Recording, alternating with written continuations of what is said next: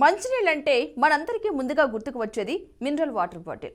ముఖ్య నగరాలు మొదలుకొని పట్టణాలు చివర్లు మారుమూల గ్రామాల్లోనూ ఇప్పుడు వాటర్ బాటిళ్లు ప్రజల చేతిలో చేరిపోయాయి. అయితే ఇప్పుడు ఆ వాటర్ బాటిల్ పెద్ద ముప్పుగా తయారైంది. ఆ విషయాలేంటో ఇప్పుడు తెలుసుకుందాం.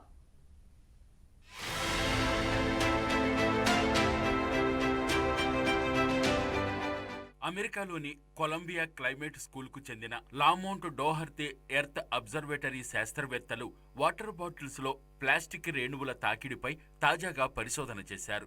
ఇందుకోసం వారు స్టిమ్యులేటెడ్ రామన్ స్కాటరింగ్ మైక్రోస్కోపీ విధానాన్ని ఉపయోగించారు.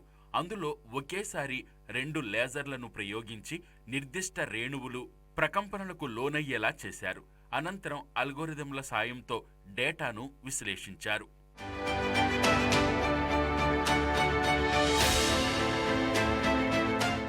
గతంలో ఒకంత పెద్ద ప్లాస్టిక్ రేణువులను మాత్రమే పరిగణలోకి తీసుకున్నారు. ఫలితంగా వాటి ఉధృతిపై సరైన నిర్ధారణకు పరిశోధకులు రాలేకపోయారు.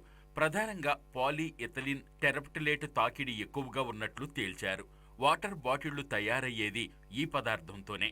తాజా పరిశోధనలో వాటర్ బాటిల్లో సాధారణంగా కనిపిస్తున్న 7 రకాల సూక్ష్మ ప్లాస్టిక్లు, వాటి ఆకృతులను గుర్తించారు. అయితే నీటి నమూనాలో శాస్త్రవేత్తలు గుర్తించిన అన్ని నానో రేణువుల్లో ఈ 7 రకాల ప్లాస్టిక్కుల వాటా 10%. మిగతావి ఏంటన్నది వారికి అంతుపట్టడం లేదు.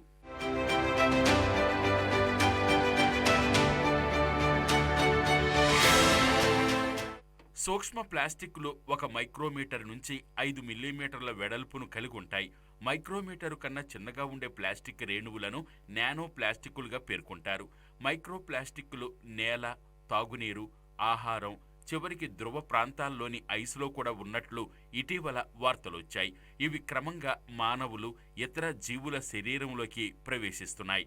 చాలా చిన్నగా ఉండడం వల్ల పేగులు, ఊపిరితిత్తుల ద్వారా నేరుగా రక్త ప్రవాహంలో కలుస్తున్నాయి.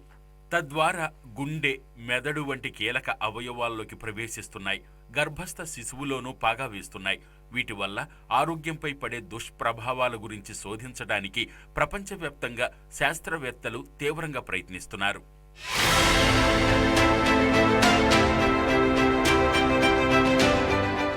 ప్రపంచవ్యాప్తంగా ప్లాస్టిక్ ఉత్పత్తి ఏటా 400 మిలియన్ మెట్రిక్ టన్నులకు చేరింది.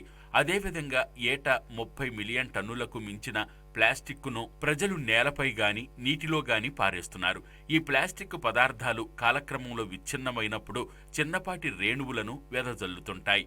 సింథటిక్ వస్త్రాలు సహా ప్లాస్టిక్తో తయారైన అనేక పదార్థాలు వినియోగంలో ఉండగానే సూక్ష్మ రేణువులను విడుదల చేస్తుంటాయి.